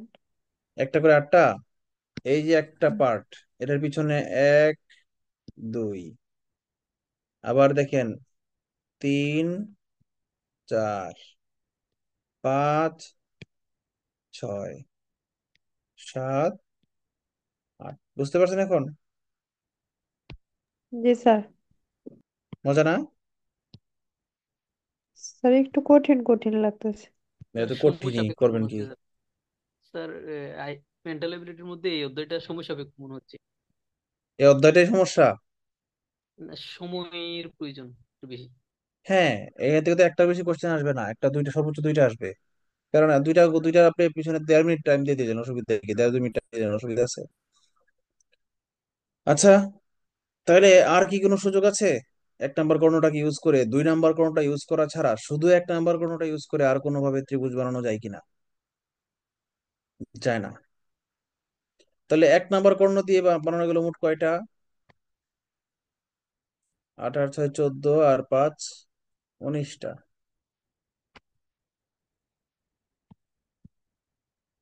ঠিক একইভাবে কর্ণ 2 দিয়ে কয়টা বানানো যাবে? নিষ্ঠা। হ্যাঁ, আবার বলেন। সেম 19টাই তো বানা যাবে, তাই না? হ্যাঁ, 19টাই সেম, আমি 20টা শুনেছি, ভুল শুনেছি। কর্ণ দুই দিয়ে সেম, যেহেতু প্রতিসম চিত্র উভয় দিকেই সমান হবে ঘটনা। তাহলে অর্ধেক শেষ হয়ে গেল। এবার আমরা দেখি কর্ণ দুইটা মিক্স করে, কর্ণ এক দুই উভয়টাকে ইউজ করে কয়টা করা যায়। আচ্ছা, আমরা যদি ছোট্ট পার্ট, এবার আমরা আগের বার উপর থেকে নিচে নামছিলাম সেন্ট্রালের দিকে, এখন যদি আমরা সেন্ট্রাল থেকে বাইরের দিকে যাই, কিরকম? এইটা কেন্দ্র, এদিকে একটা, এটার একটা ইউজ করি, উভয় কর্ণের একটা করে ইউজ করলে আমরা একটা ত্রিভুজ পেলাম এদিকে, একটা ত্রিভুজ পেলাম এদিকে, একটা ত্রিভুজ পেলাম এদিকে, একটা ত্রিভুজ পেলাম এদিকে। তাহলে উভয়টার একটা করে ইউজ করলে আমরা পাবো চারটি, প্রজাপতির মতো। এমন যদি হতো, আচ্ছা আবার দুইটা করে যদি ইউজ করি তাহলে কয়টা পাবো? একটু বড় বড় করি, এবার বাইরে বাইরে পাখা মেলি, বড় বড় হই আমরা। দুইটা করে যদি ইউজ করি তাহলে এই হলো একটা,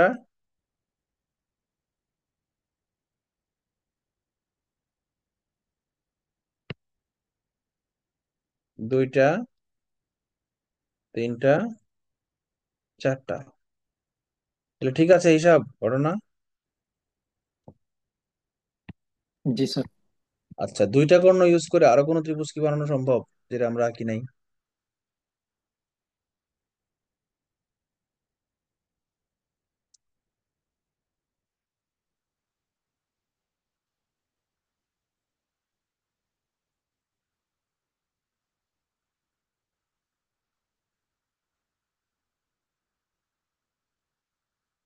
না, অসম্ভব।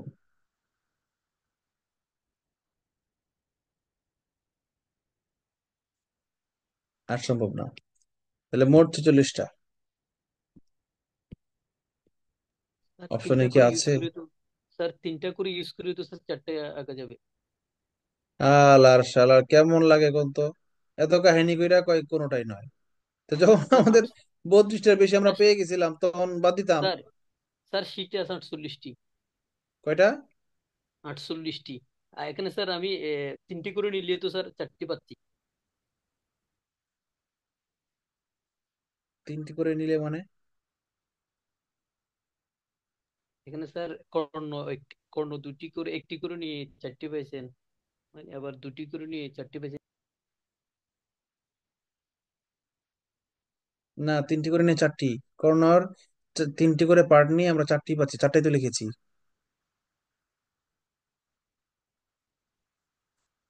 চারটাই লিখেছি না? চারটাই তো লিখছি।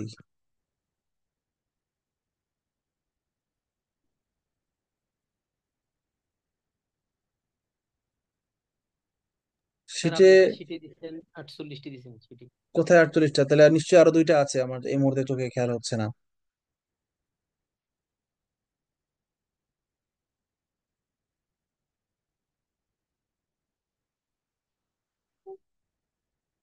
অথবা আমি ভুল করেছি। স্যার ফুল খেয়াল, কর্ণ নিয়ে একটা, এ সাইডে একটা, এ সাইডে একটা ত্রিভুজ ফুল থাকবে। করে নিয়ে ধরেছি, এটা ধরা হয়েছে।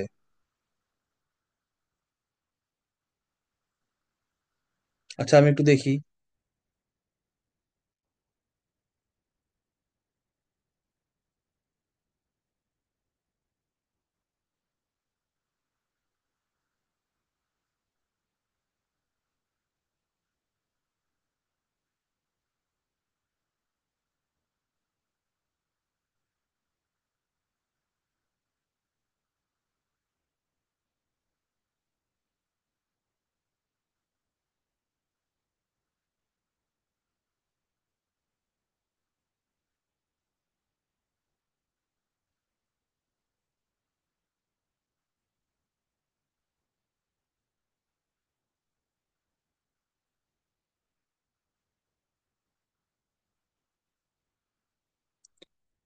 হ্যাঁ হ্যাঁ হ্যাঁ হ্যাঁ হ্যাঁ, পেয়েছি পেয়েছি পেয়েছি, ভুলটা পেয়েছি।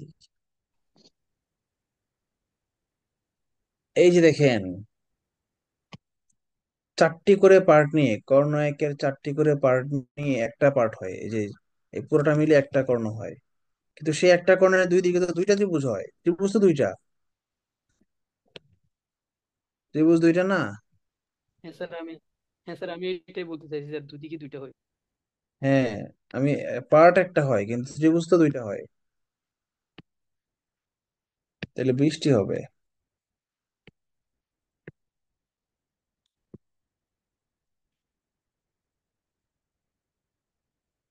তাহলে 48টি হবে, ঠিক আছে।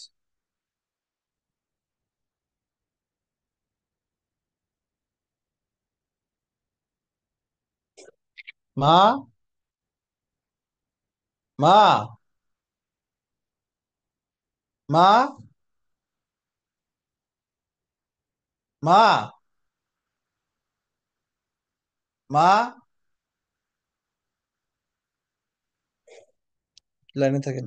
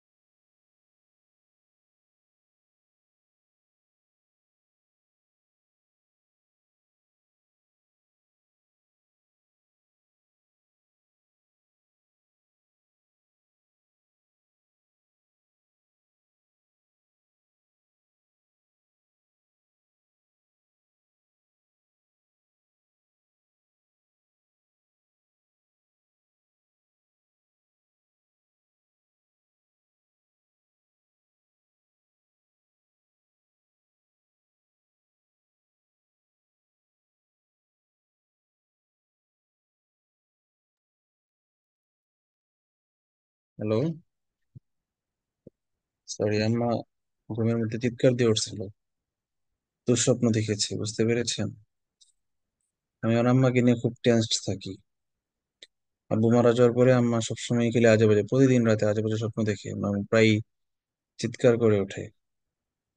মানুষের শেষ বয়সটা যে কত কষ্টের এবং একাকিত্বে ভুগে মানুষ, এটা আসলে আম্মাকে দেখে বুঝতে পারছি এবং খুব অনুতপ্ত হই। অফিসে গেলেও খারাপ লাগে, আম্মা বাসায় একা। রাতে ঘুমাতে গেলেও একটা নির্দিষ্ট বয়সের পরে ছেলেরা মায়ের সাথে ঘুমাইতে পারে না। তো আম্মা একা ঘুমায়, যদি কাজের মহিলা থাকে পার্মানেন্ট রাতে তাহলে সে আম্মার রুমে থাকে, নাহলে আম্মা একা থাকে। কন্টিনিউয়াস সাবকনশিয়াস মাইন্ডে আমার আম্মাকে নিয়ে একটা টেনশন হয়, যে আম্মাকে টেক কেয়ার করার কেউ নাই। বিয়ে করেছিলাম এক বউ, সে ডাক্তার, ভাবছিলাম যে শেষ বয়সে বাপ মায়ের সেবা করবে। এখন মনে হচ্ছে আসলে ডাক্তার বিয়ে না করে একটা নার্স বিয়ে করতাম তাহলে ভালো হতো। লিস্ট আমার ইনসুলিনটা দিয়ে দিত, আমার সাথে থাকতো, টেক কেয়ার করতো। ডাক্তার মানুষ তো অনেক বড়, বুঝছেন না, আমার চেয়েও র্যাঙ্কে বড়। র্যাঙ্ক দিয়ে সম্পর্ক হিসাব করে, বুঝছেন? এই জন্য বলে যে তুমি বিসিএস ক্যাডার ভাব মারাও, আমি নাকি তার সাথে দাম দেখাই বিসিএস ক্যাডার। আচ্ছা বলেন তো, ডাক্তার কি বিসিএস ক্যাডার হচ্ছে ছোট? ডাক্তাররাই তো একদিন বিসিএস ক্যাডার হবে, তাই না? ডাক্তার আর বিসিএস ক্যাডার তো সেম। আর সেম হোক বা না হোক, সে মনে করেন বাংলাদেশের সাবেক ডাক্তার ছিল যে স্বাস্থ্যমন্ত্রী, নাম জানি কি, বলে জাহেদ গেলাম। স্যার জাহেদ জাহেদ জাহেদ মালিক। জাহেদ না, মালিক। এরপর একটা এই টার্মে টেকনোক্রেট, টেকনোক্রেট ডাক্তার মিনিস্টার ছিল, সামন্তলাল সামন্তলাল সেন, সেন। রাইট।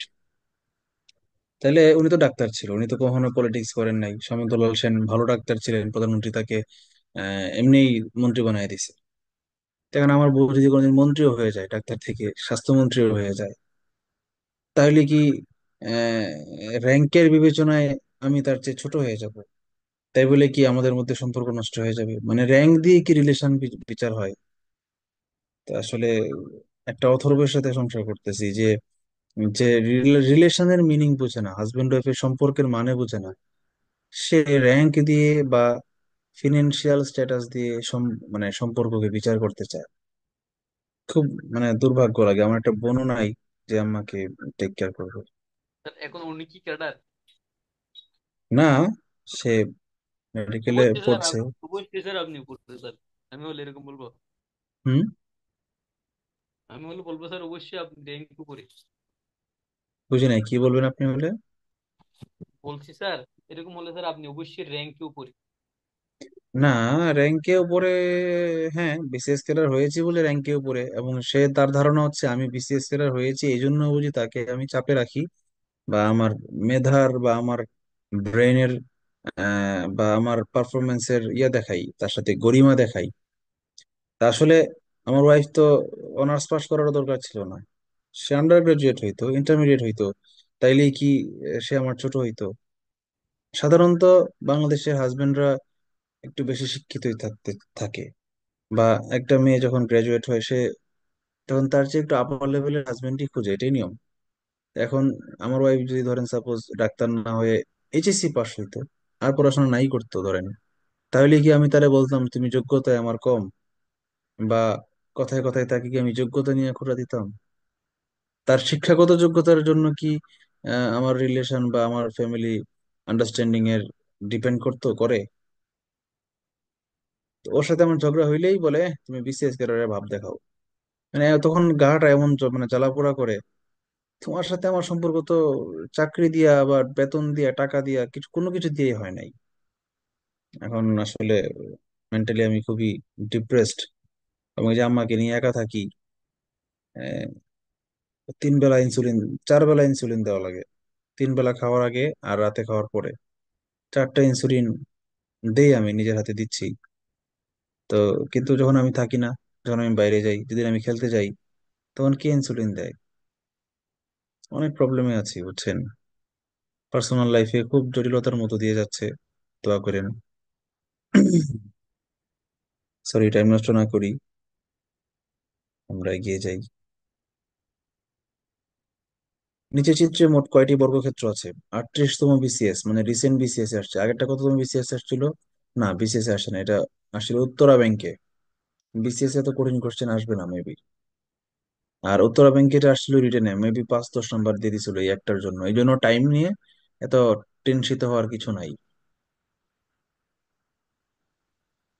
এইটা হচ্ছে নিচে চিত্রে মোট কয়টি বর্গক্ষেত্র আছে।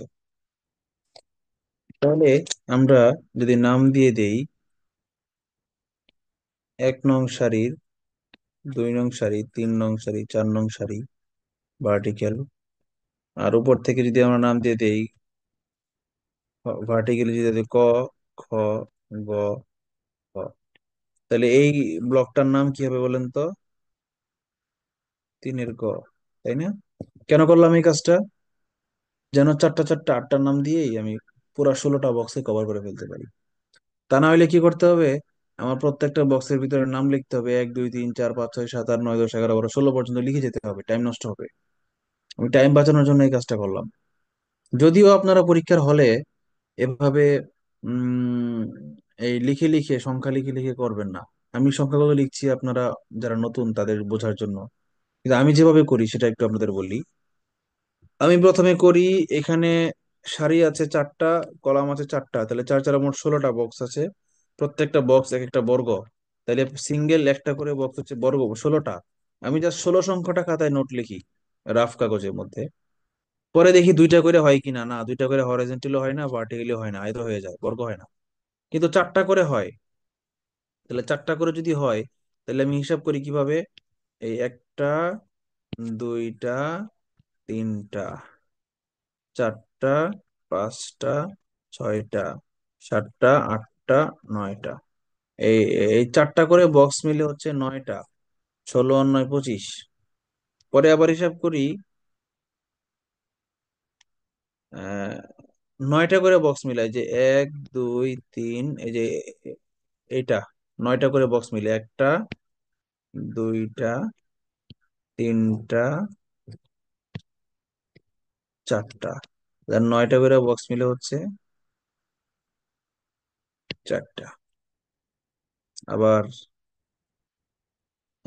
ফুল বক্স নিয়ে একটা, ফুল মানে 16টা করে হচ্ছে। এইভাবে হিসাব করে আমি যোগ করে ফেলি, আমি কিন্তু 1 2 3 4 এভাবে লিখি না, বুঝছেন? তো যোগ করলে কত হয়? 16 9 25, 25 আর 5 30টা। এটা একটা শর্টকাট টেকনিক আছে। যখন র এবং কলামের নাম্বার সমান হয়ে যাবে, স্কোয়ার হয়ে যাবে, তখন আমাকে চারটা, যেহেতু 1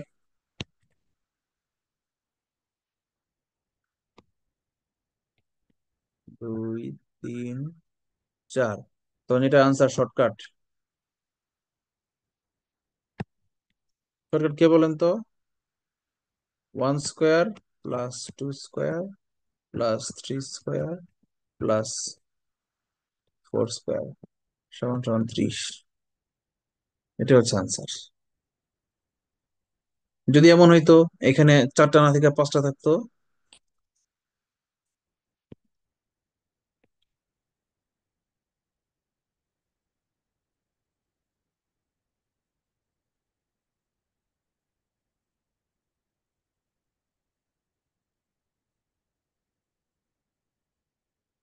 বলেন তো এখানে মোট কয়টা বর্গ আছে?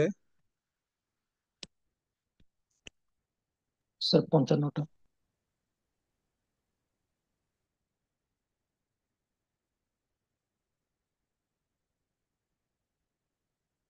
55টা, ভেরি গুড। আগের 4 স্কোয়ার 30টা ছিল, আরো 5 5 25টা, 2 4 25 55টি। শর্টকাট না? জি স্যার। মজা না? হ্যালো,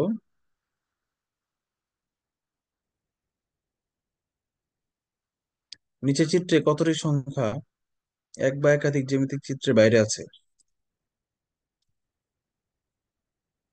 সরি, এক বা একাধিক না, 2 বা ততোধিক জ্যামিতিক চিত্রের বাইরে আছে। মানে 2 বা ততোধিক চিত্র পাচ্ছে না।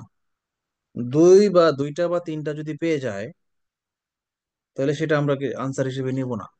বলছে 2টা বা 3টা বা 4টা ততোধিক, 2 বা ততোধিক জ্যামিতিক চিত্রের বাইরে, মানে সিঙ্গেল সিঙ্গেল চিত্র কয়টাতে পাইছে। ভাষাটা একটু কঠিন করে ফেলছে।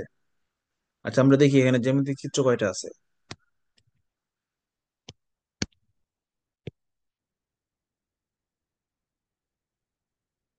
একটা বৃত্ত, একটা আয়ত, তাই না? জি স্যার। একটা ত্রিভুজ।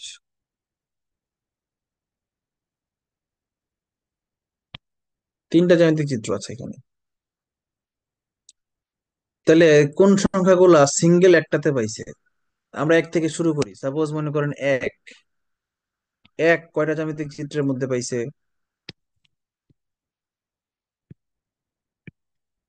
দুইটার মধ্যে। কোনটা কোনটার মধ্যে পাইছে এক সংখ্যাটা? স্যার শুধু বৃত্ত। ত্রিভুজ। শুধু ত্রিভুজ পাইছে। যে বললেন দুইটার মধ্যে, তিনি বলেন এক সংখ্যাটা ত্রিভুজের ভিতরে আছে, আর কোনটার ভিতরে আছে? বৃত্তের ভিতরে না আয়তর আয়তর ভিতরে? আচ্ছা স্যার, ত্রিভুজের ভিতরে আমি স্যার ইয়া স্পর্শকারী সংখ্যা। না, ভুল বলেছেন। এক সংখ্যাটাই সিঙ্গেল, শুধু ত্রিভুজের মধ্যে আছে। আচ্ছা, দুই কিসের মধ্যে আছে? স্যার শুধু বৃত্ততে। সিঙ্গেল না তাহলে? জি স্যার সিঙ্গেল। তাহলে দুইকে আমরা আনসার হিসেবে নিব। তিন কয়টার ভিতরে, কার কার ভিতরে আছে? স্যার বৃত্ত আর ত্রিভুজের ভিতরে আছে। রাইট। তিন সংখ্যাটা কিন্তু বৃত্তের ভিতরে পড়ে গেছে, আবার ত্রিভুজের ভিতরে পড়ে গেছে, তাহলে তিনকে আমরা নিব না, মেরে ফেললাম। চার অনলি ভিত্তি। অনলি বৃত্ত, তাহলে চারকে নিলাম। পাঁচ স্যার শুধুমাত্র চতুর্ভুজ। শুধু চতুর্ভুজ, তাহলে পাঁচকেও নিলাম। ছয় বৃত্ত স্যার এবং চতুর্ভুজ দুইটার ভিতরে পড়ে গেছে, তাহলে ছয় বাদ। সাত তিনোটার ভিতরে পড়ে গেছে, সাত বাদ। আট, বৃত্ত এবং চতুর্ভুজ দুইটার ভিতরে পড়েছে, আট বাদ। নয়, শুধু বৃত্ত, তাহলে নয়কে নিলাম। 10, ত্রিভুজ এবং চতুর্ভুজ দুইটার ভিতরে পড়ে গেছে, 10 বাদ। 11, শুধু বৃত্ত, তাহলে 11 নিলাম। নাকি নিবো না, ভুল করতেছি নাকি? স্যার 11 শুধু বৃত্ত স্যার, সিঙ্গেল। ইয়েস। 12, বৃত্ত এবং ত্রিভুজ দুইটার ভিতরে, তাহলে 12 বাদ। 13, শুধু স্যার ত্রিভুজ, জি স্যার, 13 সিঙ্গেল। তাহলে আমরা মোট কয়টা পাইলাম? 1, 2, 4, 5, 9, 5টা, 11, 13, 6টা, 7টা। 7টা। মজা না? এই মেয়েরা কথা কও না কেন? ঠিক আছে স্যার। কারো কোনো প্রশ্ন আছে এর ভিতরে, এর ব্যাপারে?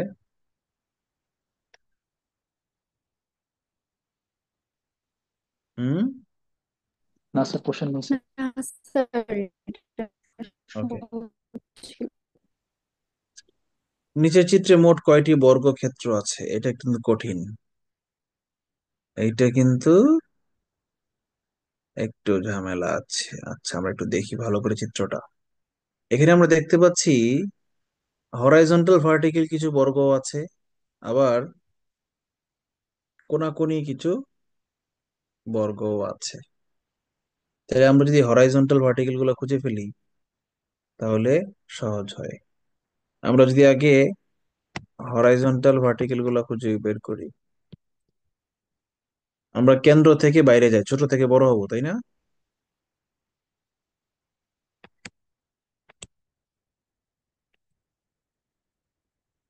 কেন্দ্র দেখেন, এই যে এটা একটা, এটা একটা, এটা একটা, এটা একটা, চারটা, আর এই যে পুরোটা একটা।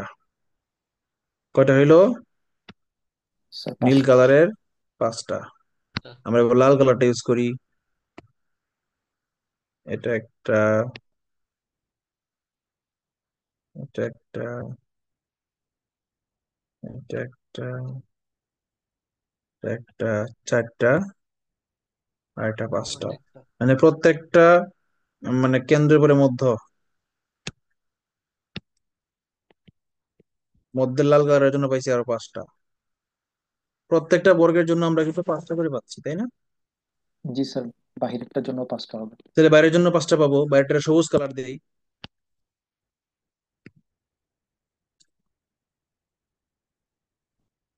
তাহলে বাহির বা পরিধি, বাইরের সবুজ কালারের জন্য পেলাম আরো 5টা। ফাইন। পরে হরাইজন্টালি কি আর কোনো, সরি, হরাইজন্টাল ভার্টিক্যাল মানে সমান্তরাল, আরো কি আছে? কোনটাতে পড়ে যাব? সমান্তরাল কি আরো কোনো মিসিং আছে কিনা খেয়াল করেন। না স্যার। চতুর্ভুজ কিন্তু আরো আছে, যেমন দেখেন এটা একটা চতুর্ভুজ, একটা চতুর্ভুজ। চতুর্ভুজ তো চাই না, আমরা বর্গ চাইছে।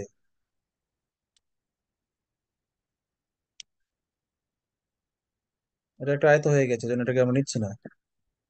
যদি চতুর্ভুজ বলতো তাহলে ক্যালকুলেশন আরো বাড়তো, আরো জটিল হইতো। তাহলে আমরা বরং হরাইজন্টাল ভার্টিক্যাল বাদ দিই, আমরা বরং ডায়াগোনালে চলে যাই।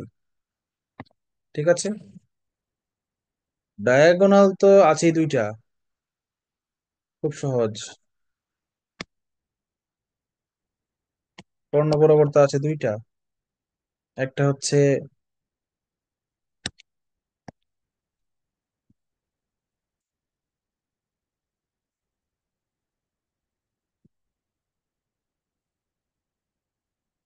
না লাল গাই দিন আঁকি, সবুজ কালি দিয়ে আঁকি।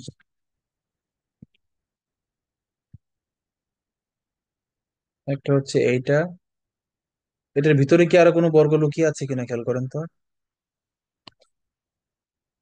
হুম, কোনাকুনি কি আরো কোনো বর্গ লুকিয়ে আছে? না স্যার, ত্রিভুজ হয়ে যায় ওগুলো। ত্রিভুজ হয়ে যায়। কর্ণ বরাবর সবুজ আছে একটা, আর কর্ণ বরাবর একটা নীলা কি, নীলাঞ্জনা। ওই নীল নীল চোখে চেয়ে থেকো না।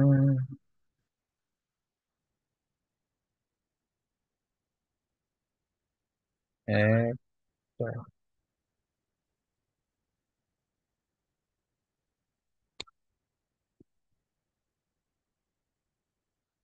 তাই যে নীল আছে, সবুজ একটা, নীল একটা। আর কিছু খেয়াল করেন তো ভালো করে।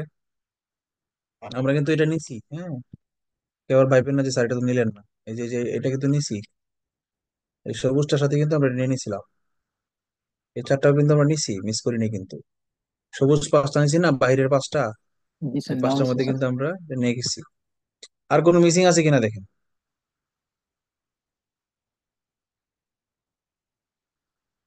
মনে হচ্ছে না। পাঁচ তিন পাঁচা 15, 16, 17টা।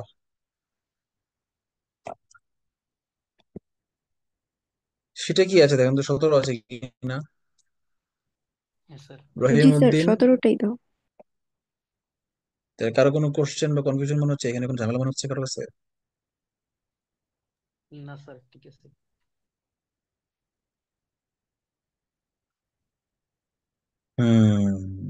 যদি ঠিক থাকে তাহলে একটা গান শোনাই, রেকর্ডিং অফ করে।